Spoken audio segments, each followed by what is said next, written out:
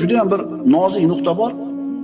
Agar banda Alloh tomonga qarab bir qadam bossa, Alloh u tarafga qarab bir necha qadam bosadi.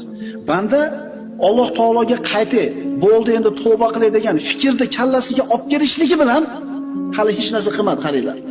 Bo'ldi endi bugundan ichmayman dedi. Bo'ldi bugundan boshlab namozni boshlayman dedi. Shu fikr kallasiga kelishligi bilan Alloh taolo shu bandani qalbiga saodatni berib qo'yadi.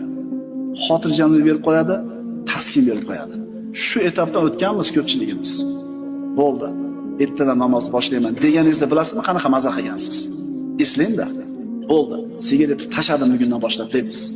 O'sha momentni eslangda. Alloh taolo bandasini tavbasiga shuna bir mushtoq bo'lib turadi. Alloh taolo bandasini tavba qilishini shunaqa yaxshi ko'radi. Hali hech narsa qilmadi. Nima qildi faqat? Bo'ldi. Ertadan bomdodga chiqib namozni boshlayman deyishiga bilasizmi qanaqa xotirjam bo'ladi qalbi?